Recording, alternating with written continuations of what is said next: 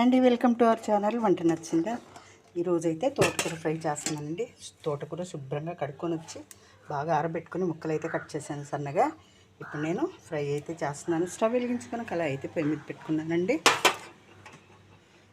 ఒక 2 టేబుల్ స్పూన్ల ఆయిల్ వేసుకున్నాను.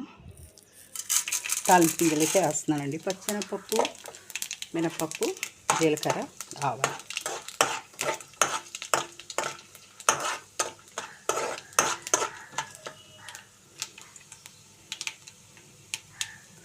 ఇవి వేగుతుండగానే 5 వెల్లుల్లి రెబ్బలు కచ్చా చిత్త కుట్టుకొని వేసుకున్నాను అన్నమాట.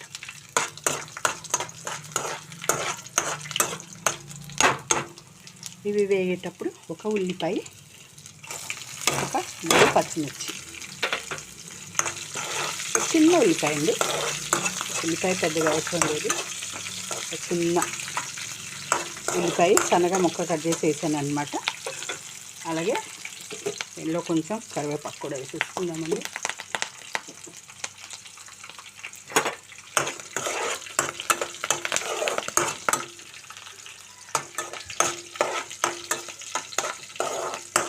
తాలింపు అయితే వేగిపోయింది. ఉల్లిపాయ ముక్కలు కొంచెం మెత్తగా అవ్వాలి అంటే మనం కొద్దిగంత ఉప్పు అయితే వేసుకుందాం. ఉప్పు వేసుకుందామండి. ఉల్లిపాయ ముక్కలు తొందరగా సాఫ్ట్గా అయిపోతాయి అన్నమాట. అందుకే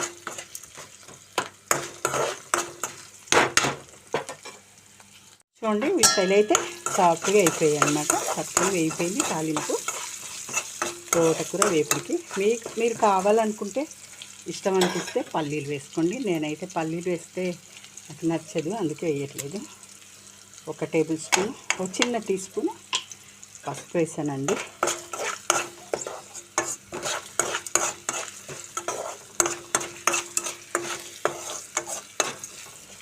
వేగిపోయింది కదండి. ఇప్పుడు మనం తోటకూర అయితే దీనిలో వేసేసుకుంటాం అన్నమాట. ఎందుకంటే తోటకూర మనం వేసిన తర్వాత ఫస్ట్ అడిగే ఉంటుందండి మాడికొద్ది. అందుకోసమని ముందు గుప్పడేసి బాగా కలిపేసుకుని అప్పుడు మిగిలిన తోటకూర అంతా వేసుకుంటే బాగుంటుంది, కలుస్తుంది. లేకపోతే అడుగునే మాడిపోతూ ఉంటుంది అన్నమాట. అలా నాకు 2-3 సార్లు అయింది. ఆ తర్వాత తెలిసింది. మొత్తం ఇలా తోటకూర మనం కట్ చేసి పెట్టుకున్నాక వేసేసుకోవాలండి. ఈజీ అండి, తొందరగా ఉడికిపోద్ది. లంచ్ బాక్స్లోకి అయితే చక్కగా తీసుకెళ్ళిపోవచ్చు. ఈజీగా ప్రిపేర్ చేసుకోవచ్చు. దీన్ని కాసేపు మూత పెట్టుకొని మగ్గించుకున్నాం. చూద్దామండి. తోటకూర చూసారా అలా మగ్గుతుంది. నీరంతా వస్తుంది. భలే మంచి స్మెల్ వస్తుంది. వెల్లుల్లిపాయలు వేసాను కదా, వెల్లుల్లిపాయ వేస్తేనే చక్కటి స్మెల్ అయితే వస్తుంది. చాలా బాగుంటుంది. తోటకూర ఫ్రై ఆరోగ్యానికి చాలా మంచిది. బ్లడ్ ఇంప్రూవ్ అవుతుంది. హెల్త్కి కూడా చాలా మంచిది. దీనిలో ఐరన్ ఉంటుందంట, ఇంకా చాలా పోషకాలు ఉంటాయంట. అందరికీ తెలిసిన విషయమే. డాక్టర్స్ కూడా చెప్తారు తోటకూర తినండి బాగా అని. ఇలా ఓవర్గా డ్రై చేసుకోకుండా మామూలుగా చేసుకొని తినాలంట చెప్తారు. ఓకే, ఇంకా బాగా ఉడకాలండి. బాగా ఉడకాలన్నమాట. కొంచెం ఫ్రై అవ్వాలి. ఓకే, చూడండి తోటకూర ఫ్రై అయితే రెడీ అయిపోయింది. ఇంకా కొద్దిగంతా ఫ్రై అవ్వాలన్నమాట. ఇప్పుడు మనం దీంట్లో ఉడికిపోయే కాడలు కూడా చాలా మెత్తగా వేయాలి. చూడండి, ఇవ్వండి, కాడలు కూడా చాలా మెత్తగా వేయాలి. ఇప్పుడు దీంట్లో మనం కొంచెం ఒక 1/2 టేబుల్ స్పూన్ ధనియాల పొడి అయితే వేస్తున్నాను. ఒక 2 నిమిషాలు ఫ్రై చేసుకొని దీన్ని అయితే మనం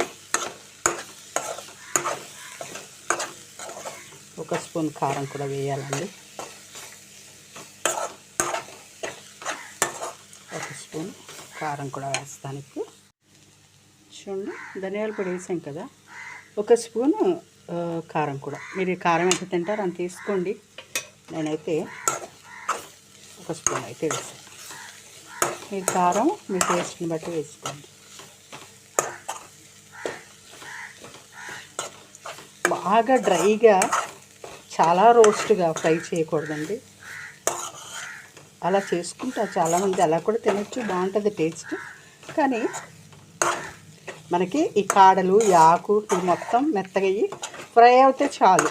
బాగా ఎండిపోయినట్టు చాలా రోస్ట్గా అవసరం లేదన్నమాట. చూసారా, చూడండి.